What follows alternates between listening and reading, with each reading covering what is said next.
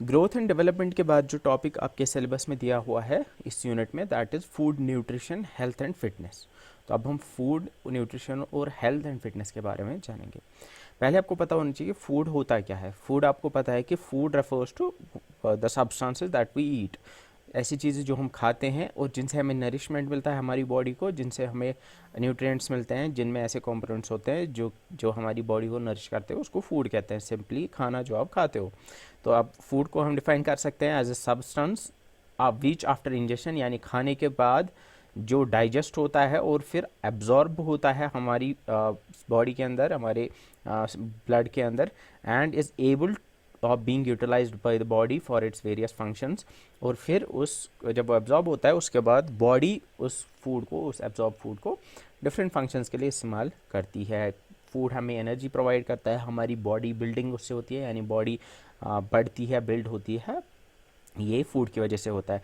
तो फूड्स हम डिफाइन कर सकते हैं, दे आर मटेरियल्स, ऐसी मटेरियल, ऐसी चीज़ें जो कि नेचुरली, जो उनके नेचुरली ऑकरिंग फॉर्म में, यानी जैसे वो नेचुरली बनी थी वैसे, या प्रोसेस्ड या कुकड फॉर्म में, कुकड फॉर्म में मतलब, या जिनको फिर हम प्रोसेस करते हैं, मतलब उनको कुछ डिफरेंट लाइक उन पे कुछ डिफरेंट मेथड्स की हेल्प से कुछ प्रोसेस के थ्रू गुजारते हैं, या जिनको कुक करके ह्यूमंस कंज्यूम करते हैं ताकि उनको ताकि ह्यूमंस को उनसे नरिशमेंट मिल पाए और हमें सस्टेनेंस हो, यानी उस फूड की वजह से हम ज़िंदा रह पाएँ और हम एंजॉय कर पाए। तो यूजुअली फूड का जो मकसद होता है that is nourishment, sustenance and also enjoyment. इसके अलावा भी है, वो हम आगे देखेंगे।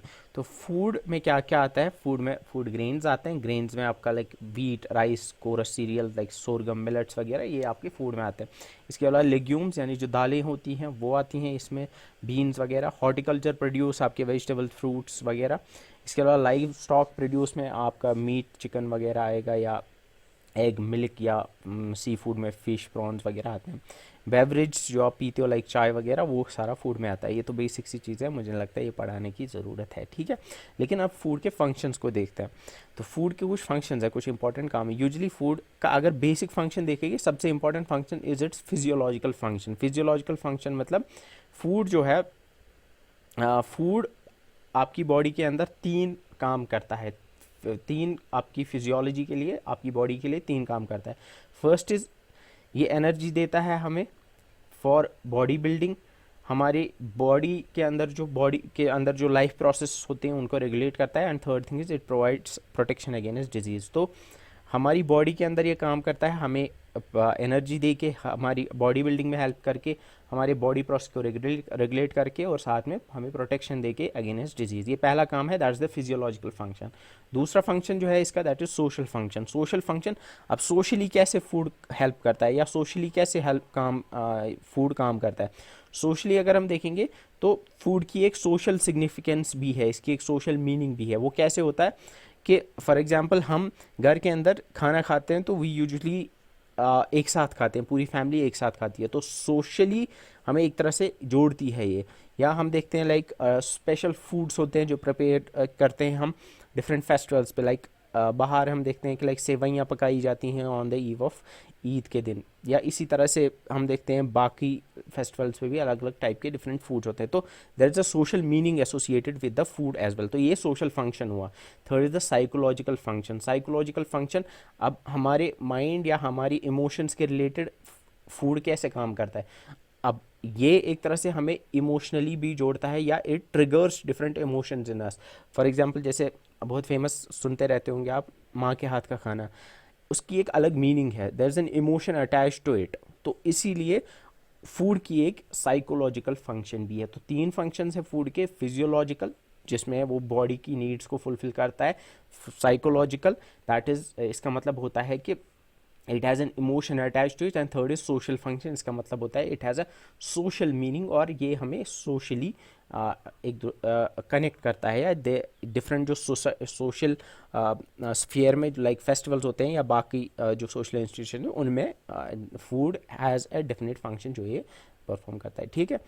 उसके बाद ये तो फूड की बात होगी। अब न्यूट्रिशन क्या होता है? अगर आपको पता होगा, न्यूट्रिशन इज़ द प्रोसेस जिसमें हम फूड को मतलब कंज्यूम करते हैं और फिर वो फूड हमारी बॉडी में डाइजेस्ट होके फिर एब्जॉर्ब होके यूटिलाइज होता है। जब हम न्यूट्रिशन क्लास 10th में पढ़ते तो वहाँ बायोलॉजी में सबसे पहला टॉपिक यही न्यूट्रिशन होता था, जहाँ पे हम देखते पढ़ते थे न्यूट्रिशन इज़ द प्रोसेस जिसमें ये जो फूड इंजेस्टेड फूड है वो हमारी बॉडी यूटिलाइज करती है।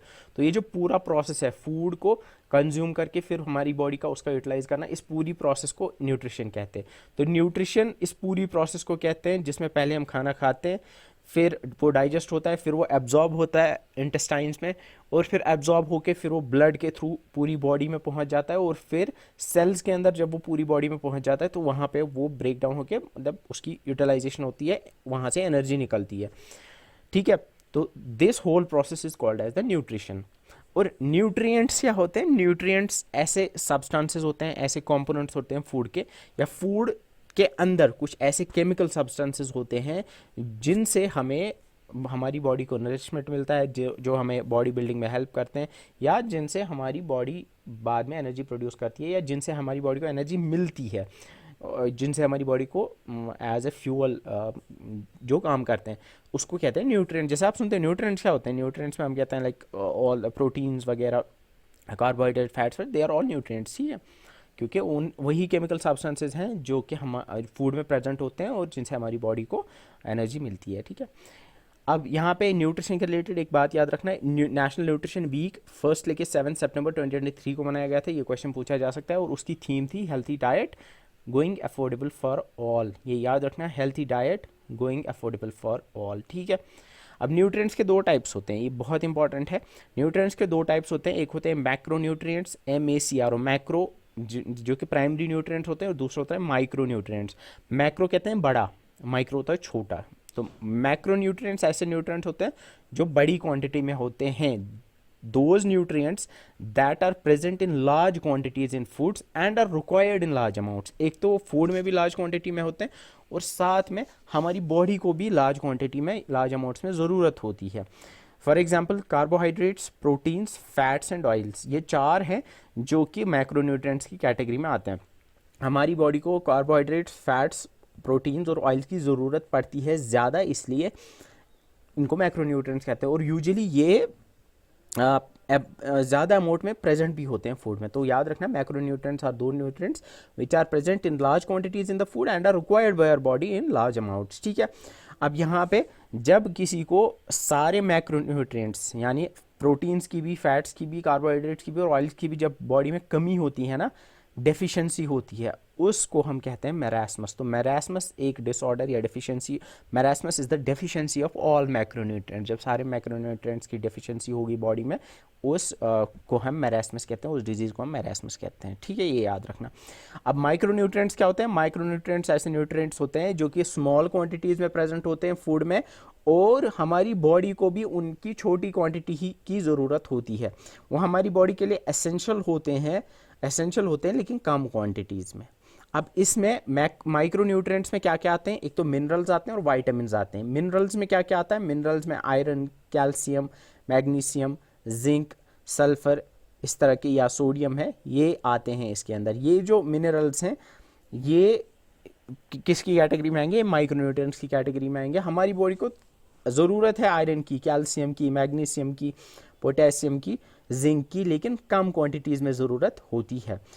और जो सेकंड माइक्रोन्यूट्रिएंट है वो वाइटामिन्स है। Vitamins like we have the vitamin A, vitamin B, vitamin C, D, E K, हमें इन सब की ज़रूरत होती है, हमें चाहिए होती है, लेकिन कम क्वांटिटी में इनकी ज़रूरत होती है। तो अगर मैं इसको समराइज करूँ, फूड के दो कंपोनेंट्स होते हैं, मैक्रोन्यूट्रिएंट्स एंड माइक्रोन्यूट्रिएंट्स। मैक्रोन्यूट्रिएंट्स में कार्बोहाइड्रेट्स, प्रोटीन्स, फैट्स और ऑयल्स आते हैं। माइक्रोन्यूट्रिएंट्स में वाइटामिन्स और मिनरल्स आते हैं। वाइटामिन्स में आपका vitamin A, vitamin B, vitamin C, D, E और के आते हैं, और साथ में मिनरल्स में आते हैं आपके iron, calcium, magnesium, zinc, iodine, potassium, ये सारे आते हैं। ठीक है, तो अब अगर मैं शुरुआत करूं कार्बोहाइड्रेट से, यानी मैं शुरू कर रहा हूं मैक्रोन्यूट्रिएंट्स का जो पहला यहाँ पे आप देख रहे हो दैट इज कार्बोहाइड्रेट्स। तो कार्बोहाइड्रेट्स क्या होते हैं?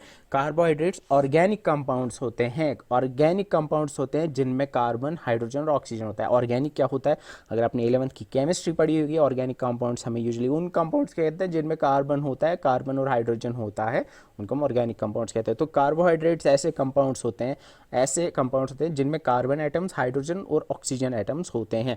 और जो कार्बोहाइड्रेट्स होते हैं ये मेजर सोर्स होते हैं एनर्जी के फॉर आवर बॉडी। ये अबंडेंटली पाए जाते हैं यूजुअली स्टार्ची वेजिटेबल्स जो होते हैं, ग्रेन्स यानी आपके चावल जो आप खाते हो या रोटी जो आप खाते हो वो यूजुअली वीट की बनी होती है, वीट ग्रेन्स की, उनमें, या लेग्यूम्स, दालों में भी ये पाए जाते हैं। डेयरी प्रोडक्ट्स जो होते हैं लाइक कर्ड है आपका, मिल्क वगैरह, उसमें भी कार्ब्स होते हैं और साथ में फ्रूट्स में भी कार्ब्स होती हैं। कार्बोहाइड्रेट्स या कार्ब्स एक ही चीज़ है। कार्बोहाइड्रेट्स जब डाइजेस्ट होते हैं तो ये डाइजेशन के प्रोसेस के दौरान ग्लूकोज और फ्रैक्टोस में कन्वर्ट होते हैं, और जो ग्लूकोज और फ्रैक्टोस जो है ये हमारी ब्लड स्ट्रीम में एंटर होते हैं एज ब्लड शुगर,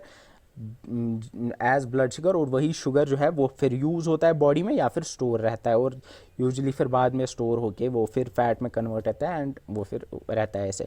अब याद रखने वाली चीज़, आप याद रखना, कार्बोहाइड्रेट्स ऐसे ऑर्गेनिक कंपाउंड्स होते हैं या ऐसे मैक्रोन्यूट्रिएंट्स होते हैं जो कार्बन, हाइड्रोजन और ऑक्सीजन के बने होते हैं।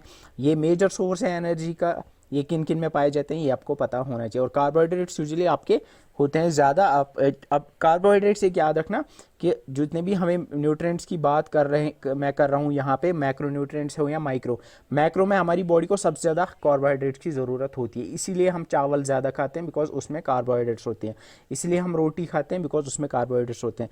जो हमारा स्टेपल फूड होता है जो हम ज़्यादा खाते हैं ना जहाँ पे भी, वो हमेशा होता है रिच इन कार्बोहाइड्रेट्स, क्योंकि कार्बोहाइड्रेट्स एनर्जी प्रोवाइड करते हैं जो हमें मतलब दिन को ज़रूरत पड़ती है काम करते वक्त। कार्बोहाइड्रेट्स दो तरह के होते हैं, एक होते हैं सिंपल कार्बोहाइड्रेट्स और कॉम्प्लेक्स कार्बोहाइड्रेट्स। सिंपल कार्बोहाइड्रेट्स ऐसे कार्बोहाइड्रेट्स होते हैं जो एक या दो शुगर मॉलिक्यूल्स के बने होते हैं, यानी ऐसे कार्बोहाइड्रेट जिसमें सिर्फ एक या दो मॉलिक्यूल्स होंगे। दो ही मॉलिक्यूल्स नहीं होते, लाइक वो दो एक या दो मॉलिक्यूल से ही बने होंगे, ठीक है। लाइक ग्लूकोज में, फ्रैक्टोस में और गैलेक्टोस, ये याद रखना, ये तीन जो हैं ये सिंपल कार्बोहाइड्रेट्स होते हैं, ठीक है। कॉम्प्लेक्स में usually long chains of glucose molecules होते हैं, ऐसे कार्बोहाइड्रेट्स जिनमें multiple number of glucose molecules होते हैं, उनको हम कहते हैं कॉम्प्लेक्स। लाइक स्टार्च, ग्लाइकोजन या सेलुलोस यूजुअली पाया जाता है, ये प्लांट बेस्ड, या स्टार्च यूजुअली प्लांट बेस्ड जो फूड्स होते हैं ना उनमें ये पाया जाता है ज़्यादा। लाइक घास में ये सेलुलोस जो होता है ये प्लांट बेस्ड पत्तों में पाया जाता है या ये ग्रास वगैरह में पाया जाता है, ठीक है। These are the complex carbohydrates, ठीक है। इसके बाद और एक क्लासिफिकेशन होती है, that's available carbohydrates and unavailable carbohydrates. Available carbohydrates ऐसे होते हैं जो प्रेजेंट होते हैं लार्ज क्वांटिटी में, फॉर एग्जांपल स्टार्च है, स्टार्च और शुगर्स, ठीक है। इसके अलावा जो अनअवेलेबल है उसकी एग्जांपल है सेलुलोस एंड हेमीसेलुलोस। ये जो होते हैं ये हमारी बॉडी डाइजेस्ट नहीं कर पाती है, हमारी बॉडी घास डाइजेस्ट नहीं कर पाती है। अगर आप घास खाओगे आपको नहीं पचेगा, आप नहीं खा पाओगे, आपको डाइजेस्ट ही नहीं होगा, बिकॉज हमारी बॉडी सेलुलोस को नहीं कर पाती है ब्रेक डाउन, उसको डाइजेस्ट नहीं कर पाती है, ठीक है। अब ये एनर्जी जो हमें मिलती है न्यूट्रिएंट से वो हम मेजर करते हैं किलो कैलोरीज में, ये याद रखें KCAL। अगर आप देखोगे, अगर आपने पैकेट देखा होगा ना किसी बिस्किट का या जो भी पैक्ड फूड आता है उसमें एनर्जी लिखा होता है, फिर लिखा होता है ऐसे कैलोरीज, इसमें 428 KCAL है या CAL है, ऐसे होता है 420 किलो कैलोरीज है इसमें फॉर एग्जांपल 100 किलो कैलोरीज है KCAL। फिर नीचे लिखा होता है बाकी इसमें कितना फ़ैट है, किसमें बाकी शुगर कितना है, क्या है, लेकिन एनर्जी कितनी देगा आपको वो। तो जो एनर्जी हमें मिलती है इन न्यूट्रिएंट से वो मेजर की जाती है किलो कैलोरीज में, ये याद रखने यूनिट है। लेकिन यहाँ पे इंपॉर्टेंट चीज़ है, सबसे चीपेस्ट सोर्स ऑफ एनर्जी है क्या है, वो है कार्बोहाइड्रेट, सबसे चीपेस्ट सोर्स है, और सबसे ज़्यादा अबंडेंट जो हमें ज़रूरत होती है वो भी है कार्बोहाइड्रेट्स। याद रखना सबसे ज़्यादा किस मैक्रोन्यूट्रिएंट की ज़रूरत है, दैट्स कार्ब्स। फंक्शन क्या है कार्बोहाइड्रेट्स का, हमारी बॉडी में क्या काम करते हैं ये कार्बोहाइड्रेट। फर्स्ट है कि ये हमें एनर्जी प्रोवाइड करते हैं, they are the primary source of energy. याद रखना primary source of energy carbohydrates होते हैं। दूसरा है कार्बोहाइड्रेट्स जो हैं ये बॉडी बिल्डिंग फंक्शन में प्रोटीन्स की हेल्प करते हैं। Third is they help in digestion and absorption of other nutrients. इसके अलावा फोर्थ इज़ कि ये प्रोवाइड करते हैं बाकी सब्सटेंसेस के बनने के लिए। फॉर एग्जांपल फैट जो बॉडी में बनता है उसके लिए रॉ मटेरियल कार्बोहाइड्रेट्स प्रोवाइड करते हैं। आई होप ये चीज़ आप समझ रहे हो। इसीलिए जो ज़्यादा चावल खाता है अगर वो उस जो एनर्जी या जो चावल के अंदर जो कार्बोहाइड्रेट्स हैं अगर वो उसको यूज़ नहीं करेगा, वो उतना वर्कआउट या उतना काम नहीं करेगा, बॉडी जो है उतना कंज्यूम नहीं करेगी उतनी एनर्जी, वो कन्वर्ट होते हैं फिर फैट के अंदर। ठीक है, इसीलिए गैस बात थोड़ा कम क्यों। Dietary fibre increase the bulk in stool and helps in defecation. यानी जो डाइटरी फाइबर होता है, फाइबर भी एक तरह का कार्बोहाइड्रेट है। अगर आपको याद होगा मैंने बोला था डाइटरी फाइबर जो है वो आपका अनअवेलेबल कार्बोहाइड्रेट जिसको हमने कहा था। ठीक है, तो this also a type of carbohydrate. ये जो स्टूल होता है उसमें बल्क बढ़ाता है और ये डेफिकेशन में हेल्प करता है। ठीक है, इसके बाद नेक्स्ट इज़ कि आपको ये याद रखना है कि 1 ग्राम कार्बोहाइड्रेट से हमें 4 किलो कैलोरीज मिलती है। ये याद रखना, 1 gram of carbohydrate gives a 4 kilo calories of energy. Carbohydrates कहाँ कहाँ में देखने को मिलते हैं? सबसे ज़्यादा आप देखोगे ये आपको मिलेगा ग्रेन्स में, सीरियल्स में। लाइक आप वीट देखो, राइस देखो, बाजरा देखो, मेज़ देखो, जो आप चावल रोटी जिससे बनती है उसमें कार्बोहाइड्रेट भर भर के होते हैं। पल्सेस में भी होते हैं, यानी आप देखते हो जैसे राजमा, चना या बाकी दालें जितनी भी हैं उनमें होता है।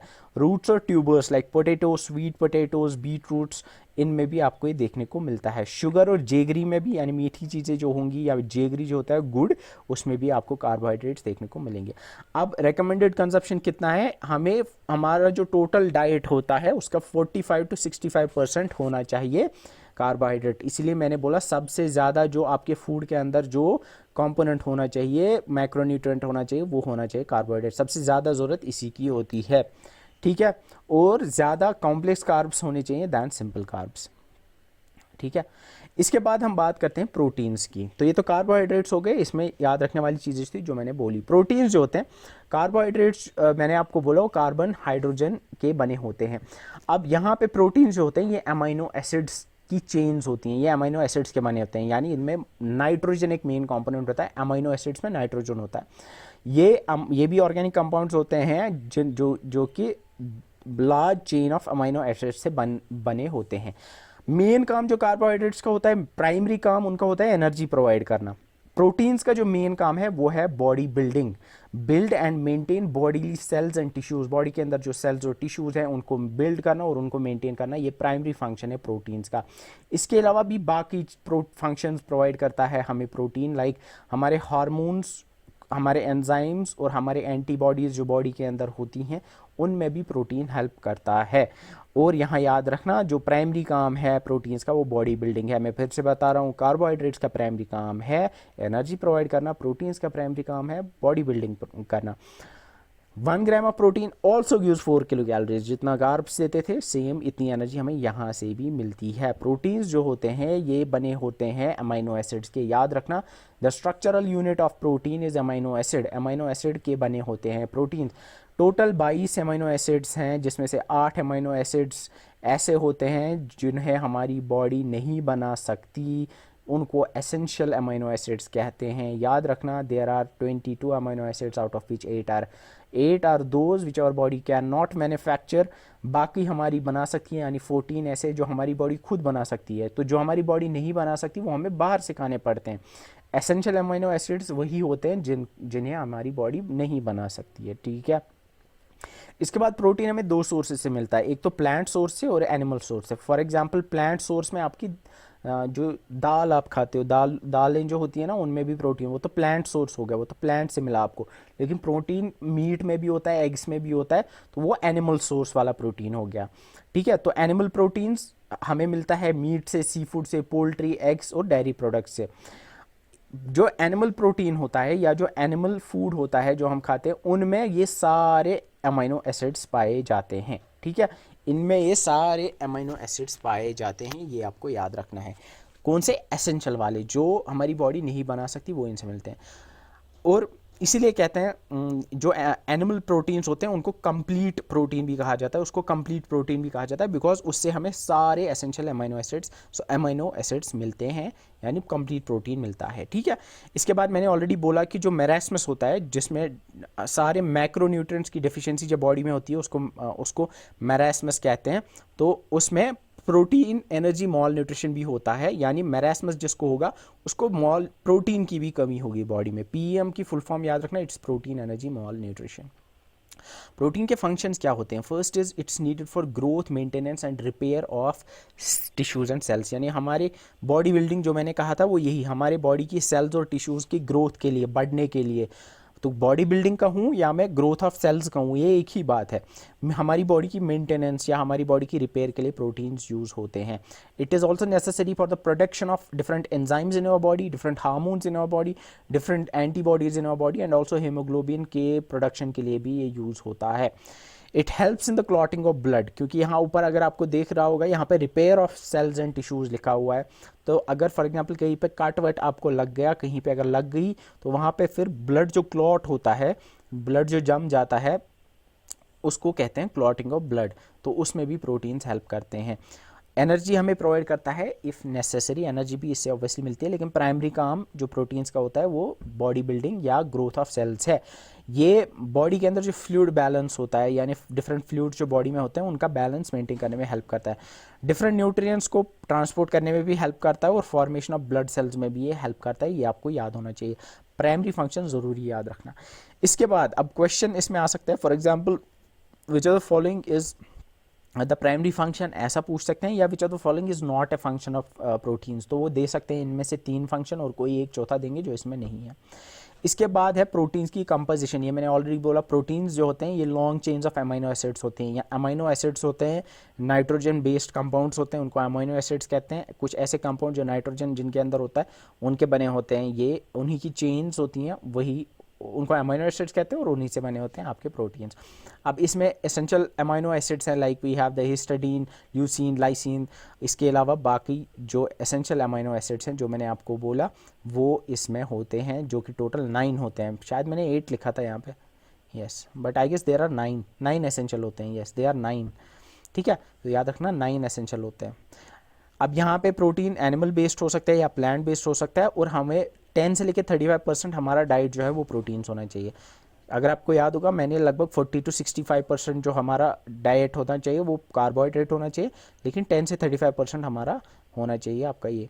और जनरली 0.8 to 1 ग्राम प्रोटीन पर KG body weight per day के हिसाब से होना चाहिए। इसका मतलब है कि 1 gram protein 1 KG body weight के लिए होना चाहिए। मतलब अगर आप 80 केजीज आपका वेट है तो यू शुड हैव रफली अराउंड लाइक 80 ग्राम प्रोटीन आप कंज्यूम करने चाहिए दिन के। ठीक है, हर दिन आपको इतना प्रोटीन मिलना चाहिए। इसमें बस इतना याद रखना, जो मैंने यहाँ पे फंक्शंस बोली, मेन इसमें फंक्शन है। ठीक है, इसके बाद जो तीसरा मैक्रोन्यूट्रिएंट है दैट्स फैट्स। फैट्स जो होते हैं ये फैटी एसिड्स के बने होते हैं। Fats are made up of fatty acids. ठीक है, और जो फैट्स होते हैं ये, या जो ये फैटी एसिड्स होते हैं, फैटी एसिड्स 2 टाइप के होते हैं यूजुअली, एक होता है सैचुरेटेड और अनसैचुरेटेड। जो सैचुरेटेड फैटी एसिड्स होते हैं ये यूजुअली सॉलिड फैट्स होते हैं, सॉलिड फैट्स होते हैं जो कि सॉलिड फूड्स में यूजुअली पाए जाते हैं। और जो ऑयल्स होते हैं, जो अनसैचुरेटेड फैटी एसिड होते हैं वो ऑयल्स में पाए जाते हैं, like vegetable oil, like mustard oil वगैरह जो होते हैं उनमें आपको अनसैचुरेटेड फैटी एसिड्स ज़्यादा देखने को मिलते हैं। और यहाँ पे सबसे ज़्यादा कैलोरीज पर ग्राम फैट्स में होता है। ये डिफरेंस समझना। मोस्ट कैलोरीज पर ग्राम किस में होती है? फैट्स में होती है। लगभग 9 किलो कैलोरीज पर ग्राम होती है। अगर आपको याद होगा कार्बोहाइड्रेट्स एंड प्रोटीन्स में 1 ग्राम कार्बोहाइड्रेट या 1 ग्राम प्रोटीन से हमें 4 किलो कैलोरीज एनर्जी मिलती है, लेकिन 1 ग्राम फैट से हमें 9 किलो कैलोरीज एनर्जी की मिलती है। तो सबसे कंसंट्रेटेड एनर्जी सोर्स फैट्स होते हैं। लेकिन हमें ये सबसे ज़्यादा नहीं खाने चाहिए, हमें सबसे ज़्यादा खाने चाहिए कौन से? कार्बोहाइड्रेट्स, याद रखना। ठीक है, जो डाइटरी फैट होता है, फैट जो होता है बेसिकली, फैट डिफरेंट वाइटामिन्स को एब्जॉर्ब करने में हेल्प करता है बॉडी को। ऑब्वियसली एनर्जी भी हमें प्रोवाइड करता है। ये सेल मेम्ब्रेन जो होता है के बनने में ये हेल्प करता है और बॉडी के हार्मोन्स में भी उनको रेगुलेट करने में भी हेल्प करता है। अब यहाँ पे जैसे हमें कार्ब्स मॉडरेशन में खाने चाहिए, प्रोटीन मॉडरेशन में खाने चाहिए, वैसे ही यहाँ पे भी मॉडरेशन में, लाइक ऐसा नहीं कि हम सिर्फ फैट्स खाते जाएंगे, जो आपको पता होगा, ठीक है। जो अब यहाँ पे ब्रॉडली हम देखते हैं देर आर और दो टाइप्स के फैट्स होते हैं, वो हम आगे देखेंगे। रादर तीन होते हैं, एक होता है पॉली अनसैचुरेटेड और मोनो अनसैचुरेटेड। यानी हमने देखा सैचुरेटेड और अनसैचुरेटेड फैट्स। सैचुरेटेड फैट्स वो होते हैं जो हमें सॉलिड फैट्स या सॉलिड फैट्स जिनको कहते हैं, सॉलिड फैट्स में जो पाए जाते हैं, और अनसैचुरेटेड वो ऑयल्स में पाए जाते हैं। अब अनसैचुरेटेड के दो टाइप्स हैं, poly unsaturated and mono unsaturated. हम यूजली ये कहा जाता है कि जो पॉली अनसैचुरेटेड और मोनो अनसैचुरेटेड, यानी जो अनसैचुरेटेड फैट्स है वो ज़्यादा हेल्थी होते हैं in comparison to the saturated fats और द ट्रांस फैट्स। वो हम आगे देखेंगे। ट्रांस फैट्स और एक कैटेगरी होती है फैट्स की, और ट्रांस फैट्स जो होते हैं वो सबसे अनहेल्दी माने जाते हैं। सबसे कम हमें ट्रांस फैट्स खाने चाहिए, सबसे ज़्यादा अनसैचुरेटेड वाले फैट्स खाने चाहिए, ये याद रखना। यहाँ पे हमने देखे सैचुरेटेड फैट्स, अनसैचुरेटेड फैट्स और ट्रांस फैट्स। अनसैचुरेटेड फैट्स सबसे हेल्दी होते हैं और ट्रांस फैट सबसे अनहेल्दी होते हैं। अनसैचुरेटेड फैट के दो टाइप्स होते हैं, poly unsaturated and mono unsaturated. I hope ये समझ गए। मैंने बोला कि फैट्स जो होते हैं these are the concentrated sources of energy. ये सबसे ज़्यादा कैलोरीज पर ग्राम इसमें होती है, सबसे ज़्यादा किलो कैलोरीज पर ग्राम इसमें होती है, सबसे ज़्यादा एनर्जी इन्हीं से मिलती है। एंड 1 ग्राम फैट के अंदर 9 किलो कैलोरीज ऑफ एनर्जी होती है। फैट्स के टाइप्स मैंने बोले, सैचुरेटेड फैट्स जो होते हैं ये यूजुअली आप देखते हो एनिमल बेस्ड फूड्स में ये पाए जाते हैं, मीट वगैरह में पाए जाते हैं। और जो कोलेस्ट्रॉल, ब्लड कोलेस्ट्रॉल या हार्ट अटैक रिलेटेड रिस्क जो होता है वो इन्हीं से बढ़ता है। अनसैचुरेटेड जो होते हैं आपको वेजिटेबल ऑयल्स में पाए जाते हैं, olive oil, avocado, peanut oil, इस तरह के जो, या सीड्स जो होते हैं उनमें आपको ये अनसैचुरेटेड या मोनो अनसैचुरेटेड फैट्स मिलते हैं। और जो पॉली अनसैचुरेटेड फैट्स या मोनो अनसैचुरेटेड फैट्स आपको ऑलिव ऑयल, पीनट ऑयल में मिलेगा। पॉली अनसैचुरेटेड फैट्स आपको वेजिटेबल ऑयल में मिलेगा, ठीक है। और usually omega 3, omega 6 fatty acids जो होते हैं वो इसी में आप पाए जाते हैं यूजुअली, ठीक है। अब यहाँ पे जो सबसे ज़्यादा खानी चाहिए आपको वो यही खाने चाहिए, अनसैचुरेटेड फैट्स। और ट्रांस फैट्स जो होते हैं, ट्रांस फैट्स जो होते हैं ये वेजिटेबल ऑयल्स जो होते हैं, जब उनको हाइड्रोजनेशन की जाती है तो ट्रांस फैट्स बनते हैं। और ट्रांस फैट जो होते हैं they are the most harmful type of dietary fat. सबसे कम फैट आपको यही, जो फ्राइड चीज़ें होती हैं ना, जो फ्राई करके होती हैं, डीप फ्राई यूजुअली जो चीज़ें की जाती हैं उनमें ट्रांस फैट ज़्यादा होता है। आई होप ये चीज़ क्लियर हो गई होगी।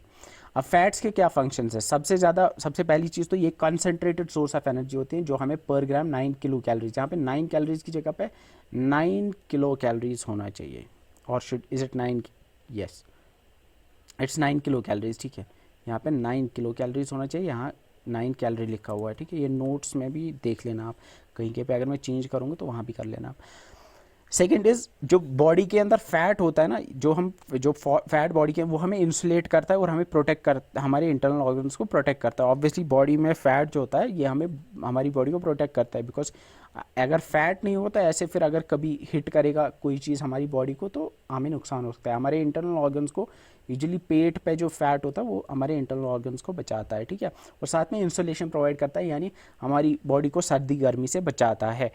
ये फैट्स जो होते हैं ये हमारी स्किन और हेयर के लिए अच्छे होते हैं। अगर हम प्रॉपर अमाउंट में फैट्स कंज्यूम करेंगे तो हमारी स्किन हेल्दी, ग्लोइंग स्किन बनेगी और हेयर भी हमारे अच्छे रहेंगे, ठीक है। ये हमारे ब्लड प्रेशर को रेगुलेट करता है। इसके अलावा बहुत सारे सेल स्ट्रक्चर्स, यानी सेल के अंदर जो होते हैं ऑर्गेनेलीज, और हार्मोन्स जो हमारी बॉडी में होते हैं उनका प्रिकर्सर है ये, यानी ये प्रिकर्सर होता है जिससे कोई चीज़ बनती है, स्टार्टिंग पॉइंट जो होता है। तो फैट से ही कुछ हार्मोन्स और सेल स्ट्रक्चर्स बनते हैं। ये जो प्रोटीन्स यूज़ होते हैं ना एनर्जी के लिए, हमने देखा था प्रोटीन्स का प्राइमरी काम है that is the body building, लेकिन प्रोटीन्स एनर्जी भी प्रोवाइड करते हैं। लेकिन जो फैट्स होते हैं उनसे प्रोटीन्स बॉडी बिल्डिंग में ज़्यादा यूज़ होते हैं और एनर्जी कंजप्शन में कम यूज़, एनर्जी फॉर्मेशन में या एनर्जी देने में कम यूज़ होते हैं। यानी प्रोटीन्स एनर्जी में कम कंज्यूम होते हैं अगर फैट्स होंगे, ठीक है। इसके अलावा ये फैट सॉल्युबल विटामिन्स हमने देखा था, हम आगे देखेंगे fat soluble atom vitamins like we have the A D E K, vitamin A, vitamin D, vitamin E और के। इनको एब्जॉर्ब, उनकी एब्जॉर्प्शन और उनको लाइक कैरी करने में बॉडी के अंदर ये हेल्प करते हैं। इसके अलावा बॉडी टेम्परेचर को मेंटेन करने में ये हेल्प करते हैं, बिकॉज ऊपर इंसुलेशन हमने पढ़ा था। इसके अलावा ग्रोथ टिश्यूज़ में भी ये हेल्प करते हैं। अब रिकमेंडेड हमें total fat usually 25% to 35% of और जो हमारा डेली कैलोरीज या डेली फूड कंज्यूम जो हम करते हैं उसका 25 to 35% फैट होना चाहिए। एंड जिसमें हमने देखा सैचुरेटेड फैट 10% से कम होना चाहिए। ज़्यादा फैट्स जो हमें होने चाहिए वो अनसैचुरेटेड फैट्स होते हैं। ट्रांस फैट सबसे कम होने चाहिए क्योंकि वो अनहेल्दी फैट माना जाता है। आई होप, मुझे लगता है मैं जो चीज़ें बता रहा हूँ ये क्लियर होती जा रही होंगी और ये इजी चीज़ें भी हैं। इसके बाद फैट्स की जब हम बात करते हैं तो कहाँ से फ़ैट मिलता है, ये तो पता होगा आपको। फैट्स कुकिंग ऑयल, घी, बटर वगैरह से हमें मिलता है। ऑयल सीड से भी मिलता है। मीट, पोल्ट्री, फिश, एग्स, इनमें भी फैट होता है। इसके अलावा होल मिल्क और इसके अलावा चीज़ वगैरह में भी फैट्स होते हैं।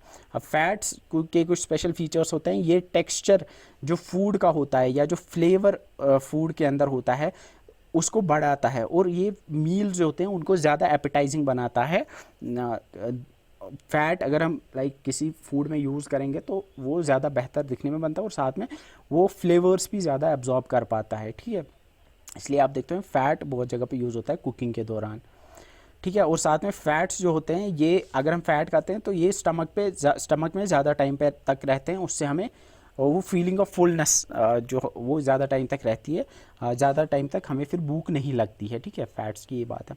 ये तो हो गए मैक्रो न्यूट्रिएंट्स, हमने मैक्रो न्यूट्रिएंट्स में पढ़े। अब फैट्स और ऑयल्स यूजुअली इंटरचेंजेबली यूज़ होते हैं। तो हमने देखा प्रोटीन, हमने देखा कार्ब्स और हमने फैट्स भी कवर किया।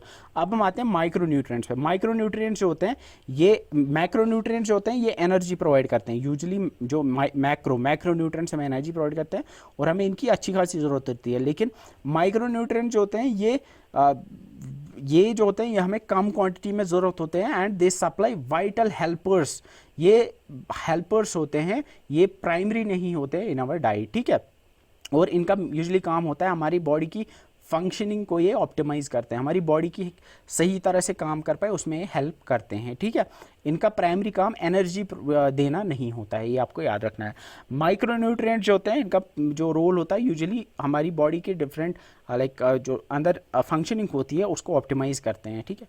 और हमारी डेवलपमेंट के लिए भी ये हेल्पफुल होते हैं।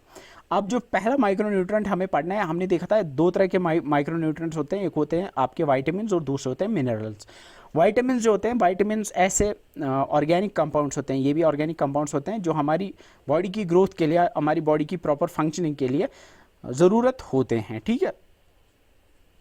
अब ये कम क्वांटिटी में हमें ज़रूरत होते हैं। अब फैट दो तरह के होते हैं, एक होते हैं फैट सॉल्युबल और वाटर सॉल्युबल। फैट सॉल्युबल होते हैं विटामिन ए, डी और विटामिन के, ये चार याद रखना है। ए डी ई के जो होते हैं ये फैट सॉल्युबल होते हैं। और वाटर सॉल्युबल ऐसे होते हैं जो कि वाटर में लाइक सॉल्युबल होंगे। उसमें विटामिन बी कॉम्प्लेक्स विटामिन होते हैं। विटामिन बी कॉम्प्लेक्स में विटामिन B1, B2, B3 ये हम देखेंगे आगे। और विटामिन सी ये आपके आते हैं वाटर सॉल्युबल में, याद रखना। बी, सी, विटामिन बी और विटामिन सी वाटर सॉल्युबल होते हैं, वो ADE के जो होते हैं फैट सॉल्युबल होते हैं। अब ये तो हो गया पहला विटामिन। मैंने बोला दूसरा माइक्रो न्यूट्रिएंट जो होते हैं वो मिनरल्स होते हैं। मिनरल्स जो होते हैं ये जो हैं ये बहुत कम अमाउंट में, इन ए वेरी स्मॉल अमाउंट हमारी बॉडी टिश्यू के अंदर, बॉडीज़ के अंदर ये पाए जाते हैं, लाइक हमारी बोन्स के अंदर ये पाए जाते हैं। इसलिए हमें इनकी थोड़ी बहुत ज़रूरत पड़ती है, ठीक है। ये बहुत सारी बॉडी के अंदर बहुत सारी चीज़ें होती हैं, बहुत सारी फंक्शंस, बहुत सारी प्रोसेस होते हैं जिनमें ये काम आते हैं। देयर आर 19 मिनरल्स जो जिनकी हमें ज़रूरत होती है बॉडी में 19 मिनरल्स की ज़रूरत होती है। उसमें से कुछ होते हैं मैक्रो मिनरल्स। मैक्रो मिनरल्स में आपका सोडियम है, कैल्शियम है, मैग्नीशियम है, पोटेशियम है और क्लोराइड्स होते हैं। ट्रेस मिनरल्स जिनकी थोड़ी बहुत ज़रूरत होती है कम क्वांटिटी में, उनमें आयरन, जिंक, आयोडीन, सेलेनियम और कॉपर होते हैं, ठीक है। अनलाइक मैक्रोन्यूट्रिएंट्स, माइक्रोन्यूट्रिएंट्स कोई कैलोरीज नहीं देते हैं। यानी हमने देखा मैक्रोन्यूट्रिएंट्स का प्राइमरी काम होता है यूजुअली वो कैलोरीज यानी एनर्जी देते हैं हमें, लेकिन माइक्रोन्यूट्रिएंट्स का काम एनर्जी देना नहीं होता है। इनका काम होता है हमारी डेवलपमेंट में काम आते हैं और डिफरेंट अलग अलग लाइक किसी का काम हम आगे देखेंगे, वाइटामिन कहाँ पे यूज़ होते हैं या डिफरेंट मिनरल्स लाइक आयोडीन का क्या काम होता है, आयरन का क्या काम होता है। डिफरेंट बॉडी की डिफरेंट फंक्शंस में इनका थोड़ा थोड़ा एक पार्ट रहता है, वो हम आगे देखेंगे, ठीक है। इनकी थोड़ी बहुत ही ज़रूरत होती है माइक्रोन्यूट्रिएंट्स की हमारी बॉडी की ऑप्टिमल फंक्शनिंग के लिए। वाइटामिन्स की बात जब हम करते हैं तो वाइटामिन्स में हम देखते हैं सबसे पहले जो वाइटामिन हमने देखा दैट वाज विटामिन ए। हम पहले देखेंगे फैट सॉल्युबल। फैट सॉल्युबल में हमने देखा vitamin A, vitamin D, vitamin E और विटामिन के। विटामिन ई को हम रेटिनॉल भी कहते हैं, विटामिन डी को हम कैल्सिफेरॉल कहते हैं, विटामिन ई को हम टोकोफेरॉल कहते हैं और विटामिन के इसके लिए कोई ऐसा नाम नहीं है। विटामिन ए जो है ये कहाँ कहाँ पाया जाता है? यूजुअली ये एग्स, फिश, लिवर ऑयल्स और लिवर और मिल्क प्रोडक्ट्स और ग्रीन लीफी वेजिटेबल्स, याद रखना ग्रीन लीफी वेजिटेबल्स में ये पाया जाता है ज़्यादातर। इसके अलावा विटामिन ए आपको येलो और ऑरेंज फ्रूट्स में देखने को मिलता है। अब इससे क्या होता है? It is required for the proper functioning of our eyes. हम देखेंगे अगर विटामिन ए की डेफिशिएंसी होती है तो उससे नाइट ब्लाइंडनेस होती है, तो हमारी स्किन और हमारी आइज़ की फंक्शनिंग के लिए ये ज़रूरी होता है। विटामिन डी अगर आपको पता होगा ये कहाँ से मिलता है? हमें डायरेक्ट सनलाइट से हमें ये मिलता है। इसके अलावा ये एग्स, लिवर, मिल्क वगैरह में पाई जाती है, लेकिन मेन सोर्स इसका विटामिन डी होता है, वो सनलाइट होता है। और ये हमारी बोन्स और टीथ के लिए हेल्पफुल होता है। Vitamin A is for eyes, vitamin D is for bones and teeth. Vitamin E जो है, vitamin E usually it prevents the destruction of certain substances in presence of oxygen. ये पाया जाता है यूजुअली विटामिन ई सीरियल्स में, pulse में, vegetable oils में। Vitamin के ब्लड क्लॉटिंग में हेल्प करता है और ये बनता है हमारे इंटेस्टाइन्स के अंदर बाय सम बैक्टीरिया जो वहाँ प्रेजेंट होते हैं और साथ में कुछ वेजिटेबल्स में ही पाया जाता है। विटामिन बी जो होता है, विटामिन बी में हमारे पास होते हैं 8 कॉम्प्लेक्स विटामिन, 8 डिफरेंट विटामिन्स होते हैं। इसमें विटामिन बी1 आता है, बी2, बी3, बी5, बी6, बी7 और बी9 होता है। ये विटामिन जो होते हैं ये विटामिन बी कॉम्प्लेक्स जो होते हैं ये पाए जाते हैं लिवर, पोल्ट्री, फिश, मीट या ग्रीन सीरियल्स के अंदर। ये नेसेसरी होते हैं for the utilization of carbohydrates. हमारी बॉडी के अंदर जो हम कार्बोहाइड्रेट्स जो हम खाते हैं उन वो यूटिलाइज हो उसके लिए विटामिन बी कॉम्प्लेक्स काम आता है, ठीक है। हमारी नर्वस सिस्टम की फंक्शनिंग के लिए, हमारी ग्रोथ के लिए भी विटामिन बी कॉम्प्लेक्स होता है। विटामिन सी को एस्कॉर्बिक एसिड भी कहते हैं, जो आपको ज़्यादा सिट्रस फ्रूट्स में लाइक ऑरेंज, लेमन वगैरह में पाया जाता है और ग्रीन लीफी वेजिटेबल्स में भी ये पाया जाता है। ये जो है ये हमारी लाइक स्किन के लिए विटामिन सी अच्छा होता है and it's also necessary for the formation of substance that holds the skin together. हमारी स्किन के लिए hold the cells together, not skin, तो ये उसके लिए भी, और साथ में ये टीथ एंड बोन्स में भी लाइक हेल्प करता है उनको स्ट्रॉन्ग बनाने में। अब यहाँ पे क्वेश्चन जो आएगा यूजुअली जो आता है वो आएगा कि वो इस पे आएगा, या तो वो इस पे आएगा लाइक कि रेटिनॉल किसको कहते हैं? ये याद रखना, विटामिन ए को रेटिनॉल कहते हैं, विटामिन डी को कैल्सिफेरॉल, विटामिन ई को टोकोफेरॉल एंड विटामिन सी को एस्कॉर्बिक एसिड कहते हैं।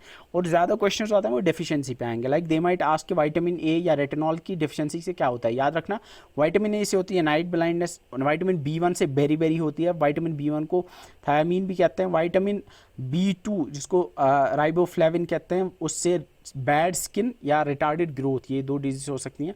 इसके अलावा विटामिन बी12 से एनीमिया हो सकता है, विटामिन सी की डेफिशिएंसी से स्कर्वी होती है, विटामिन डी की डेफिशिएंसी से रिकेट्स हो सकती है, विटामिन के की डेफिशिएंसी से एक्सेसिव ब्लीडिंग होती है। और इसके बाद जो मिनरल्स हमने पढ़े, मिनरल्स में हमने डेफिशिएंसी जब पढ़ी तो मिनरल्स में कैल्शियम की डेफिशिएंसी से, क्योंकि कैल्शियम हमारी बोन्स में भी होता है तो उसकी डेफिशिएंसी ब्रिटल बोन्स बनती हैं। ब्रिटल मतलब जो कि सॉफ्ट नहीं होंगी, उससे क्या होता है कि टूटने का खतरा बोन्स का ज़्यादा था, फ्रैक्चर ज़्यादा होगा, ठीक है, या एक्सेसिव ब्लीडिंग भी हो सकती है। फॉस्फोरस, हम उनसे बैड टीथ और बोन्स होते हैं, ये भी फॉस्फोरस हमारे टीथ और बोन्स में होता है, इसीलिए अगर फॉस्फोरस की डेफिशिएंसी होगी उससे बोन्स और टीथ जो हैं वो कमज़ोर पड़ जाते हैं। आयरन की डेफिशिएंसी एनीमिया हो सकता है, ये याद रखना, B12 से भी एनीमिया होता है और आयरन की कमी से भी एनीमिया हो सकता है, जिसको खून की कमी भी कहते हैं। आयोडीन की कमी से ग्वाइटर होता है, जो थायराइड ग्लैंड अगर आपने देखो यहाँ थ्रोट पे फिर ऐसे बड़ा बन जाता है वो थ्रोट, जिसको ग्वाइटर कहते हैं, तो आयोडीन की कमी से होता है। अभी तक मैंने तो डेफिशिएंसी पढ़ा है आपको, मैंने आपको पढ़ाया विटामिन्स के बारे में भी, लेकिन मिनरल्स के बारे में जब हम पढ़ते हैं तो कुछ इंपॉर्टेंट मिनरल्स हैं जिनके बारे में आपको पता होना चाहिए। First is the calcium. Calcium और फॉस्फोरस जो है ये आपको यूजुअली मिल्क, कर्ड और ग्रीन लीफी वेजिटेबल्स में पाए जाते हैं। इनका प्राइमरी काम याद रखना, कैल्शियम का प्राइमरी काम जो होता है वो डेवलपमेंट ऑफ बोन्स और टीथ में होता है, ये इतना याद रखना, और साथ में ब्लड क्लॉटिंग में भी ये हेल्प करता है। और इंपॉर्टेंट बात जो आपको याद रखनी है वो ये है कि deficiency of calcium is called as osteoporosis. Osteoporosis is the deficiency of calcium. इसके बाद आयरन, आयरन जो है it's present in haemoglobin, body जो ब्लड के अंदर एक कंपोनेंट होता है हीमोग्लोबिन, उसमें जो कि रेड ब्लड सेल्स में होता है उसमें आपका आयरन होता है। एंड आयरन जो हीमोग्लोबिन होता है उसी से रेड कलर होता है, आपको पता ही होगा ब्लड का। आयरन आपको यूजली जो होल ग्रेन सीरियल्स होते हैं, अब ये होल ग्रेन सीरियल्स क्या होता है, अगर आपको पता होगा कि होल में भी आपने देखा होगा कभी, लाइक होल व्हीट आटा, शायद सुना होगा आपने कभी होल व्हीट आटा। यूजली क्या होता है कि जो ग्रेन्स होते हैं, फॉर एग्जांपल व्हीट का जो दाना है उसमें अगर आपने पढ़ा होगा उसका कर्नल जो होता है उसमें 3 पार्ट्स होते हैं आई गेस, एक होता है ब्रैन, दूसरा होता है I guess germ, and third is I guess endosperm, ऐसे 3 पार्ट्स होते हैं यूजुअली। तो अगर वो तीनों पार्ट्स होंगे ना, उनको पीस के आटा बनाया जाएगा तो वो होल ग्रेन आटा बन जाएगा। आटे और मैदे में डिफरेंस यही होता है कि यूजुअली मैदा जो होता है ना वो होल ग्रेन नहीं होता है, उसमें आई गेस ब्रैन को निकाला जाता है कि वो बस ब्रैन होता है, ऐसा कुछ होता है, ठीक है, डिफरेंस यही होता है। तो होल ग्रेन सीरियल्स ऐसे होते हैं जो मैंने आपको बोला, और पल्सेस यानी दालें जो होती हैं उनमें ज़्यादा आयरन आपको, या इसके अलावा ग्रीन लीफी वेजिटेबल्स में भी आपको आयरन देखने को मिलता है। आयरन की डेफिशिएंसी जो डिजीज़ होती है उसको एनीमिया कहते हैं। ये हीमोग्लोबिन की फॉर्मेशन के लिए बहुत इंपॉर्टेंट है, ये याद रखना। आयरन को ब्लड के साथ हीमोग्लोबिन के साथ रिलेट करना, और एनीमिया ब्लड की कमी आयरन की डेफिशिएंसी से ही होता है। यंग गर्ल्स जो होती हैं, यूजुअली एडोलसेंट गर्ल्स जो होती हैं, उनमें ये आयरन की डेफिशिएंसी ज़्यादा होती है, और इसलिए क्योंकि उनमें आयरन की लॉस होती है ड्यूरिंग देयर मेंस्ट्रुअल साइकिल के दौरान आयरन की लॉस होती है। इसीलिए हमने, अगर आपको याद होगा, जो हमने गवर्नमेंट स्कीम्स यूनिट 6 में पढ़ी थी, वहाँ हमने देखा था कि ICDS में जो एडोलसेंट गर्ल्स होती हैं उनको आयरन और फॉलिक एसिड की वो पिल्स दी जाती हैं क्योंकि उनमें आयरन और फॉलिक एसिड की कमी होती है। ये प्रेगनेंसी, जो प्रेग्नेंट वुमेन होती है उनमें भी ये डेफिशिएंसी ज़्यादा पाई जाती है, ठीक है। विटामिन सी जो होता है ये हेल्प करता है, विटामिन सी और proteins, not only vitamin C, vitamin C और प्रोटीन्स जो होते हैं they help in the better absorption of iron, इसलिए उनको एनहेंसर ऑफ आयरन भी कहा जाता है। इसके बाद जो आपका नेक्स्ट मिनरल है दैट इज़ आयोडीन। आयोडीन जो होता है, ये आयोडीन जो होता है ये प्रेजेंट होता है थायरॉक्सिन हार्मोन के अंदर। थायरॉक्सिन आपका थायराइड ग्लैंड जो होता है वो रिलीज करता है थायरॉक्सिन, ये आपको याद रखना होगा, ठीक है। थायरॉक्सिन के अंदर आयोडीन होता है। यूजुअली जो हमें जो आयोडीन होता है वो हमें लाइक सी फूड जो होते हैं उनमें आयोडीन होता है अच्छी क्वांटिटी में, ठीक है। साथ में वाटर से भी हमें आयोडीन मिलता है, और ज़्यादातर हम आयोडाइज नमक जो खाते हैं उससे हमें मिलता है। आयोडीन की डेफिशिएंसी जो डिजीज़ होती है उसको ग्वाइटर कहते हैं, उसमें यहाँ नेक रीजन में, थ्रोट पे ना ऐसे एनलार्जमेंट हो जाती है, आपने देखा होगा। डेफिशिएंसी ऑफ आयोडीन से मेंटल रिटार्डेशन होती है चिल्ड्रन में, अगर आपको पता होगा कहीं पे में भी देखा होगा ऐड में, जो आयोडीन वाला नमक होता है ना, अगर आयोडीन वाला नमक नहीं खाएंगे ना, छोटे बच्चों को नहीं देंगे तो उससे उसको प्रॉब्लम हो सकती है कि उसकी मेंटल ग्रोथ उतनी नहीं होती है, मेंटली सिस्टम थोड़ा कमज़ोरी पहाड़ हो जाए। आयोडाइज सॉल्ट जो होता है it's a good source of iodine, इसलिए हमें आयोडाइज सॉल्ट खाना चाहिए। अब फूड्स जिनमें होता है, एक तो हमने देखा कि लाइक जो सी फूड्स होते हैं, या कैबेज, कॉलीफ्लावर, नहीं सी फूड्स में होता है, लेकिन कुछ फूड्स हैं like cabbage, cauliflower, radish, lady finger, oil seeds, इनमें एक सब्सटेंस होता है जिसको ग्वाइट्रोजन कहते हैं, और ये ग्वाइट्रोजन जो होते हैं ये हमारी बॉडी में जो बॉडी की एबिलिटी जो होती है थायरॉक्सिन प्रोड्यूस करने की उसको कम करते हैं, ठीक है, उसको कम करते हैं। इसीलिए ये ग्वाइट्रोजन जो होते हैं ये डिस्ट्रॉय होते हैं, ये कुकिंग से डिस्ट्रॉय हो जाते हैं। इसीलिए जो ये वाली फूड स्टफ्स है लाइक कैबेज, कॉलीफ्लावर, रेडिश, ये हमें कच्ची नहीं खानी चाहिए, they should be cooked. Better है कि ऐसी चीज़ हमें कुक करके ही खानी चाहिए, बिकॉज अगर ये रॉ फॉर्म में हम खाएंगे, सैलड में यूजुअली खाते रहते हैं हम ये सब, अब थोड़ा बहुत खाएंगे तो ठीक है, लेकिन ज़्यादा नहीं खाना चाहिए, बिकॉज इससे प्रॉब्लम ये होगी कि इनके अंदर जो ग्वाइट्रोजन्स होते हैं उससे हमारा थायरॉक्सिन जो होता है, थायरॉक्सिन पे असर पड़ेगा, और उससे थायरॉक्सिन के अंदर आयोडीन होता है, तो उससे हमें लाइक ग्वाइटर की बीमारी हो सकती है, ठीक है। उसके बाद बैलेंस्ड डाइट क्या होता है? बैलेंस्ड डाइट जो होता है, अब यहाँ पे आप देख रहे होगे ये, आप बोलोगे ये क्या है, दिस इज़ RDA। RDA की फुल फॉर्म होती है रिकमेंडेड डाइटरी अलाउंस, यानी कितना रिकमेंडेड डाइटरी अलाउंस बेसिकली बताता है हमें कि कितना डाइट खाना चाहिए या डाइट में कौन सी चीज़ें कितनी होनी चाहिए, प्रोटीन कितना होना चाहिए, फैट कितना होना है, ये सब चीज़ें हैं। ये ICMR ने दिया है इंडियंस के लिए कि इनको कितना खाना चाहिए। मुझे नहीं लगता इसमें क्वेश्चन आएगा, यू कैन लीव दिस। इसके बाद बैलेंस डाइट पूछते हैं। बैलेंस डाइट क्या होता है? बैलेंस डाइट होता है ऐसा डाइट जिसमें अप्रोप्रिएट प्रोपोर्शन में सारे न्यूट्रिएंट्स होंगे, उसको कहेंगे बैलेंस डाइट। सिंपल बात है, मुझे नहीं लगता इसमें ज़्यादा पढ़ने की ज़रूरत है, ठीक है। Next that is the nutritional requirement of different life stage. ये पढ़ सकते हो कि इसमें हमने बताया है कि इन्फेंसी यानी जो 1 साल 2 साल का बच्चा जो होता है उसको क्या ज़रूरत पड़ती है, कौन से न्यूट्रिएंट्स की ज़रूरत पड़ सकती है, ये आप पढ़ सकते हो, बट मुझे नहीं लगता इसमें क्वेश्चन आएगा। एंड उसके बाद जो इंपॉर्टेंट है that is your food pyramid. Food pyramid क्या होता है? फूड पिरामिड एक ग्राफिकल रिप्रेजेंटेशन है जिससे हमें ग्राफिकली, जिससे हमें विजुअली ये बताया जाए कि हमें डाइट किस तरह से खाना चाहिए, जो हमें गाइडेंस प्रोवाइड करता है अबाउट द डाइट। किस बारे में? The recommended proportions of food, यानी कितना रेकमेंडेड फूड है, कितना फूड हमें खाना चाहिए और कौन सा फूड कितना खाना चाहिए।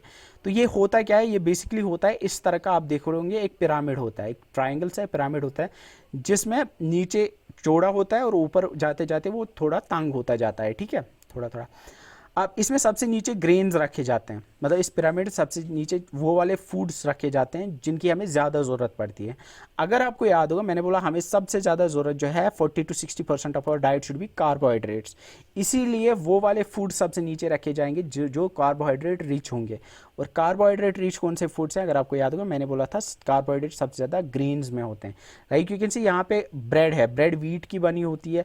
यहाँ पे नूडल्स हैं, ये भी आटे के बने होते हैं या मैदे के बने होते हैं, उनमें कार्बोहाइड्रेट्स। यहाँ पे चावल रखे हुए हैं, ये सारी चीज़ें जो हैं ये ग्रेन्स हैं क्योंकि कार्बोहाइड्रेट्स इनमें होते हैं और सबसे ज़्यादा कार्बोहाइड्रेट्स की ज़रूरत होती है। इससे कम, थोड़ा कम हमें जिन फ्रूट्स को खाना चाहिए उनमें वेजिटेबल्स और फ्रूट्स हैं, उससे कम हमें खाने चाहिए मीट वगैरह, प्रोटीन जिसमें लाइक प्रोटीन रिच जो होते हैं, और सबसे कम यू कैन ऊपर सी लाइक फैट्स, ऑयल्स और शुगर्स जिनमें होगा उनमें उनको सबसे कम खाना चाहिए। ये आप देख रहे होंगे, यही आपका होता है food pyramid. I hope food pyramid आप समझ रहे होंगे मैं ये होता क्या है। ये कुछ नहीं है, बस ग्राफिकल रिप्रेजेंटेशन है, विजुअली ये बताया जाता है आपको कि आपको कितना डाइट खाना चाहिए, ठीक है। तो जो फूड पिरामिड में होता है इसमें ग्रेन सबसे नीचे होते हैं क्योंकि हमें सबसे ज़्यादा प्रोटीन, सबसे ज़्यादा कार्बोहाइड्रेट्स की ज़रूरत होती है, ठीक है। फिर उसके ऊपर ऐसे vegetables, fruits, oil seeds, dairy और प्रोटीन फूड्स होते हैं। आई गेस ये चीज़ आपको पता हो गई होगी, चल गई होगी इससे, ठीक है। इसके बाद ये तो हो गया आपका फूड हो गया सारा, ठीक है। अब बात यहाँ पे जो हम करेंगे वो है हेल्थ और फिटनेस की। अब हेल्थ और फिटनेस में ज़्यादा नहीं है पढ़ने के लिए। पहले हम देखेंगे कि हेल्थ क्या होती है। Health is the state of physical, emotional and social wellbeing. हम तभी कहेंगे कि बंदा हेल्दी है जब वो फिजिकली भी ठीक होगा, यानी उसकी बॉडी भी ठीक होगी, इमोशनली भी ठीक होगा और सोशली भी ठीक होगा, वही हेल्थ है, उसी को हम हेल्दी कहेंगे, ठीक है। सिर्फ एब्सेंस ऑफ डिजीज़ को हम हेल्दी नहीं कहते हैं या हेल्थ नहीं कहते, यानी कोई बेचारा बीमार नहीं है लेकिन वहाँ से emotionally he is not good, वैसे उसको परेशानी है, वैसे socially he is not good, तो हम नहीं कहेंगे he is a healthy being. सिर्फ एब्सेंस ऑफ, ये आपको समझ आ गया होगा, ठीक है, इसमें ज़्यादा नहीं जाऊँगा मैं। तो फिजिकल हेल्थ का तो हमें पता है, लेकिन मेंटल हेल्थ भी होती है, दैट इज़ द इमोशनल और साइकोलॉजिकल वेलबींग, उसको हम मेंटल हेल्थ कहते हैं। फिटनेस क्या होती है? फिटनेस 2 तरह की होती है। फिटनेस का मतलब होता है फिट होना, मतलब अगर कोई बंदा जो है उसमें 2 तरह की फिटनेस होती है। पहले हम देखें जनरल फिटनेस। जनरल फिटनेस होता है जब एक बंदा फिट होगा, हेल्दी होगा, एक हेल्दी स्टेट में होगा, वेल बीइंग की स्टेट में होगा, उसको हम कहेंगे ही इज़ फिट, उसको जनरल फिटनेस कहते हैं। स्पेसिफिक फिटनेस होती है एक पर्टिकुलर स्पेसिफिक टास्क के लिए क्या ये बंदा फिट है या नहीं, उसको स्पेसिफिक फिटनेस कहते हैं, ठीक है। एक हो गया जनरल फिटनेस, मतलब क्या ये बंदा फिट है, क्या इसको फिट है, मतलब क्या he is good in A state of wellbeing, क्या इसको कोई बीमारी नहीं है, तो हम कहेंगे कि ये जनरल फिटनेस है इसकी। लेकिन स्पेसिफिक फिटनेस मतलब क्या ये, अगर हम देखेंगे ना किसी एक पर्टिकुलर, क्या ये छा कुनी काम खतर या किसी टास्क के लिए ये छा फिट, हाँ, तो वो स्पेसिफिक फिटनेस हो गई, ठीक है। ठीक है, हम जैसे हम कहते हैं कि ही इज़ कोई पर्सन है, लाइक जैसे आपका फिटनेस टेस्ट होता है जब आप जाते हो SI की जब भर्ती होती है, पुलिस में जाते हो ना, तो दे चेक कि क्या आप फिट हो इस टास्क के लिए, इस जॉब के लिए या नहीं। वैसे आपको कोई बीमारी नहीं होगी, वैसे आप जनरल फिटनेस आपकी होगी, लेकिन अगर आप वहाँ नहीं कर पाओगे लाइक वो रेस में compete, तो अब ये बोला जाएगा स्पेसिफिक फिटनेस नहीं है आप में, इस पर्टिकुलर काम के लिए, इस पर्टिकुलर ऑक्यूपेशन के लिए आप फिट नहीं हो, ठीक है। आई गेस ये समझ आ गया होगा। तो फिजिकल फिटनेस जो होता है, इट इज़ द, जब हमारी सारी की बॉडी के जो पार्ट्स हैं जब वो प्रॉपरली काम कर रहे होंगे तो उसको हम फिजिकल फिटनेस कहते हैं। मुझे नहीं लगता इसमें क्वेश्चन आएगा, बस समझाने के लिए बोल रहा हूँ फिटनेस होता है क्या है, ठीक है। अब फिजिकल फिटनेस की जब हम बात करते हैं तो जब फिटनेस अचीव करने के लिए यूजुअली हम डिफरेंट एक्टिविटीज़ या ट्रेनिंग या एक्सरसाइजेस करते हैं जिनके बारे में आपको पता होना चाहिए। First is the aerobic activity, जिसको कार्डियो कहते हैं। कार्डियो बहुत सुना होगा आपने, कार्डियो कार्डियो कार्डियो कार्डियो यानी कार्डियोवैस्कुलर एक्सरसाइजेज, यानी ऐसी एक्सरसाइजेज जिनसे कार्डियोवैस्कुलर यानी आपकी हार्ट रेट और ब्रीदिंग जिनसे बढ़ती है, एलिवेट होती है। ऐसे काम, ऐसे वर्कआउट्स, ऐसी एक्टिविटीज़ जिनसे आपकी हार्ट रेट और ब्रीदिंग थोड़ी तेज़ होने लगती है, उसको कार्डियोवैस्कुलर एक्सरसाइज या एरोबिक एक्टिविटी कहते हैं। यूजुअली हम 10 मिनट्स तक करते रहते हैं ये रेपिटेटिव ये मूवमेंट्स। यूजुअली ये इसमें क्या क्या आता है, रनिंग आप करोगे, स्विमिंग करोगे, वॉकिंग करोगे, साइकिलिंग करेंगे, ये कार्डियो में आते हैं, ठीक है। कहते हैं ना मैं आज मैं कार्डियो करूँगा, कार्डियो मतलब यही, या तो वॉकिंग पे जाएगा, ब्रिस्क वॉक करेगा, या तो रनिंग करने जाएगा, या तो स्विमिंग, साइकिलिंग, ये कार्डियो में आएगा, ठीक है। ये एरोबिक एक्टिविटी या कार्डियोवैस्कुलर एक्सरसाइज, ये तीनों नाम एक ही चीज़ के हैं, कार्डियोवैस्कुलर एक्सरसाइज, एरोबिक एक्टिविटी और कार्डियो, सिंपल टर्म्स है। अब कोई जिम जाता है तो उसको हम रेजिस्टेंस ट्रेनिंग कहते हैं। जिम जाने में जो एक्सरसाइज या ट्रेनिंग होती है उसको हम कहते हैं रेजिस्टेंस ट्रेनिंग। उसमें यूजुअली वेट लिफ्टिंग की जाती है, वो रेजिस्टेंस बैंड्स यूज़ किए जाते हैं, या टारगेटेड बॉडी एक्सरसाइज होती है, लाइक मसल्स पे हम काम करते हैं, ऐसी एक्सरसाइजेस करते हैं जिससे पर्टिकुलर किसी एक मसल पे असर पड़ता है, ठीक है, यानी किसी एक पर्टिकुलर मसल की एक्सरसाइज होती है। अब यहाँ पे एक फुल फॉर्म आप याद रखना है, HIIT। HIIT की फुल फॉर्म होती है हाई इंटेंसिटी इंटरवल ट्रेनिंग। वही जो आप जिम करते हो ना, उसी को हम कहते हैं, यूजुअली उसी को हम HIIT में रखेंगे, ठीक है। आई होप समझ रहे हो आप। रेजिस्टेंस ट्रेनिंग में किसी आप बहुत ज़्यादा लाइक स्ट्रेस अपनी मसल्स पे डालते हो या किसी एक पर्टिकुलर बॉडी पार्ट पे बहुत ज़्यादा स्ट्रेस डालोगे जिससे उस पे उसकी एक्सरसाइज होती है। यूजुअली जिम एक एग्जांपल, या वेट लिफ्टिंग एक एग्जांपल है रेजिस्टेंस ट्रेनिंग की। Third is the flexibility exercise, ऐसी एक्सरसाइज जिनमें यूजुअली हम अपनी मसल्स को लेंथन करते हैं, या जिनसे फॉर एग्जांपल योगा है, या टाई ची, चाइनीज़ एक योगा है जैसे होता है, जिनसे स्ट्रेचिंग हम अपनी बॉडी की करते हैं। तो ऐसी एक्सरसाइज को हम फ्लेक्सिबिलिटी एक्सरसाइज कहते हैं। एरोबिक एक्टिविटी में कार्डियो आता है, यानी रनिंग, वॉकिंग वगैरह। रेजिस्टेंस ट्रेनिंग में आपका जिम और वेट लिफ्टिंग आता है, और फ्लेक्सिबिलिटी एक्सरसाइज में आपका योगा वगैरह आता है। मुझे लगता है बहुत बेसिक है और बहुत ईजी है, और मुझे लगता है समझ आ भी गया होगा, ठीक है। Let's move on to the next one, that is the components of fitness. जब फिटनेस की हम बात करते हैं तो फिटनेस जो होता है, फिटनेस की जब हम बात करते हैं तो इसके 5 कॉम्पोनेंट्स होते हैं। First is the cardio respiratory endurance. Cardio यानी हार्ट, रेस्पिरेटरी यानी रेस्पिरेशन। हार्ट का अगर आपको पता होगा, ये बॉडी के डिफरेंट पार्ट्स तक हम ऑक्सीजन पहुंचाता है। तो कार्डियो रेस्पिरेटरी, जब हम किसी की फिटनेस देखते हैं ना, तो अगर हम बोलेंगे इसका कार्डियो रेस्पिरेटरी एंड्योरेंस कैसा है, इसका मतलब होगा कि इसकी बॉडी के अंदर, इसकी बॉडी पार्ट्स तक ऑक्सीजन और न्यूट्रिएंट्स कैसे पहुंच पा रहे हैं, मतलब क्या वो अच्छे से पहुंच रहे हैं, तो हम कहेंगे कि इसकी कार्डियो रेस्पिरेटरी एंड्योरेंस अच्छी है। Cardio respiratory endurance tells us how efficiently the body delivers oxygen and nutrients to different parts of the body। Simple है, मसल्स तक कैसे पहुंच रहा है, कितना अच्छे से पहुंच रहा है, उसको हम कार्डियो रेस्पिरेटरी एंड्योरेंस कहते हैं। दूसरा है मस्कुलर स्ट्रेंथ। मस्कुलर स्ट्रेंथ का मतलब होता है कि आप कितना फोर्स जनरेट कर सकते हो अपने मसल्स से एक सिंगल एफर्ट में, उसको कहते हैं मस्कुलर स्ट्रेंथ। तीसरा होता है मस्कुलर एंड्योरेंस, यानी लॉन्ग ड्यूरेशन तक अपने मसल्स पे आप कितना प्रेशर डाल सकते हो। देखो, मस्कुलर स्ट्रेंथ और एंड्योरेंस में क्या फ़र्क है। मस्कुलर स्ट्रेंथ में हम देखते हैं कि एक ही साथ, एक गो में, बहुत कम टाइम तक आप सबसे ज़्यादा कितना फोर्स जनरेट कर सकते हो मसल्स से, या कितना उन पे फोर्स डाल सकते हो। मस्कुलर एंड्योरेंस में आप देखते हो कि आप अपने मसल्स पे ज़्यादा कितने टाइम तक या इलोंगेटेड पीरियड ऑफ टाइम तक कितना फोर्स डाल पाओगे, ठीक है। वो मस्कुलर एंडोरेंस होता है ना, बर्दाश्त करना, आप कितना ज़्यादा टाइम तक अपने मसल्स पे फोर्स बर्दाश्त कर सकते हो, मस्कुलर एंडोरेंस हो गया। मस्कुलर स्ट्रेंथ हो गया, आप अपने मसल से कितना फोर्स जनरेट कर सकते हो, मस्कुलर स्ट्रेंथ हो गया। फ्लेक्सिबिलिटी हो गया कि आप अपने जॉइंट्स को, बॉडी पार्ट्स को कितना फ्लेक्सिबली मूव कर पाओगे, अपनी नीज़ को, अपनी बॉडी को, फ्लेक्सिबिलिटी हो गया। बॉडी कंपोजिशन हो गया, the amount of body fat in comparison to the total body mass, वो बॉडी कंपोजिशन में आता है, ठीक है। तो जब हम फिटनेस की बात करते हैं तो हम यही 5 चीज़ों को देखते हैं। सबसे पहले हम देखेंगे कि इस बंदे की कार्डियो रेस्पिरेटरी एंडोरेंस कितनी है, मस्कुलर स्ट्रेंथ कितनी है, मस्कुलर एंडोरेंस कितनी है, फ्लेक्सिबिलिटी कितनी है और बॉडी कंपोजिशन कितनी है, ठीक है। अब अगर कोई बंदा मतलब उसकी बॉडी में जो ऑक्सीजन और न्यूट्रिएंट्स है वो अच्छे से पहुंच रहे हैं, हम कहेंगे कि इसकी कार्डियो रेस्पिरेटरी एंडोरेंस अच्छी है।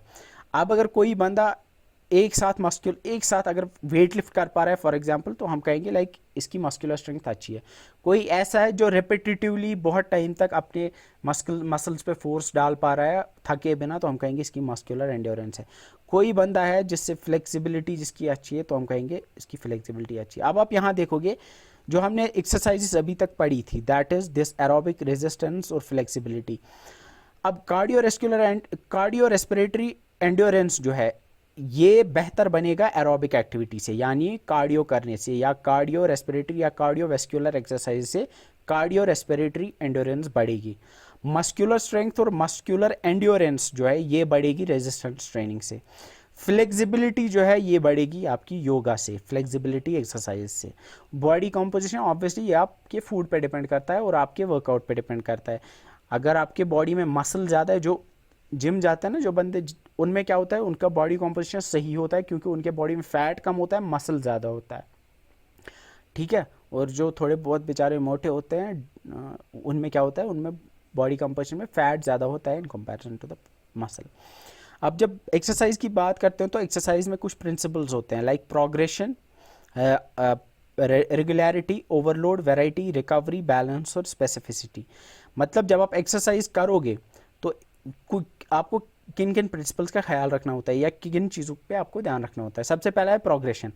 आपको अपनी जो आप एक्सरसाइज करोगे उसमें प्रोग्रेस, मतलब प्रोग्रेस क्या होता है, बढ़ना। मतलब जो आप एक्सरसाइज करोगे तो जितनी आप आज एक्सरसाइज करोगे 1 महीने बाद आप उससे ज़्यादा करनी चाहिए। मतलब विद टाइम आपकी जो एक्सरसाइज करने का ड्यूरेशन और इंटेंसिटी है वो बढ़नी चाहिए, ठीक है। उसको प्रोग्रेशन, मतलब एक्सरसाइज करने का तरीका जो राइट तरीका वो है कि there should be progression in your exercise. मतलब आज अगर आप 1 घंटे के लिए कर रहे हो, कल आप 1 महीने बाद आप 1.25 घंटे के लिए करने चाहिए, ठीक है। और साथ में इंटेंसिटी भी बढ़ाते जाओ। रेगुलरिटी, मतलब आप हर रोज़ एक्सरसाइज करने चाहिए। ओवरलोड, इसका मतलब है कि नॉर्मली जितना आपकी बॉडी पे पड़ता है ना फोर्स, एक्सरसाइज में उससे ज़्यादा पड़ना चाहिए ऑब्वियसली, तभी तो जाके एक्सरसाइज होगी। वैरायटी, इसका मतलब होता है कि हर दिन एक ही एक्सरसाइज नहीं करनी चाहिए, अलग अलग एक्सरसाइज करनी चाहिए। रिकवरी, इसका मतलब है अगर आपने आज हैवी वर्कआउट किया, आज आपने ज़्यादा वर्कआउट किया, ज़्यादा ट्रेनिंग की, तो नेक्स्ट डे आपको थोड़ा कम वर्कआउट करना चाहिए, थोड़ा रेस्ट अपनी बॉडी को देने के लिए, ठीक है, जिसको रिकवरी फेज कहते हैं। बैलेंस का मतलब होता है कि ऐसा नहीं होना चाहिए कि आप बस बाइसेप्स बनाने लगोगे, यानी आपने जो आर्म के मसल से सिर्फ उन पे काम करोगे, आपको लेग के मसल्स पे भी काम करना चाहिए, आपको अपने एब्स पे भी, मतलब बॉडी के हर पार्ट पे आपको काम करना चाहिए। That is your balance. And then there is specificity. Specificity का मतलब होता है कि आपकी ट्रेनिंग एक स्पेसिफिक गोल पे भी होनी चाहिए। लाइक अगर आपका मतलब for example if you are in आपको ऐसा है जहाँ पे रनिंग ज़्यादा ज़रूरत पड़ती है, तो you should work more towards ऐसी एक्सरसाइज जो रनिंग में आपकी हेल्प करेंगी, ठीक है। So with this we have completed the second part. Now इसके बाद जो है that is physiology and promoting health.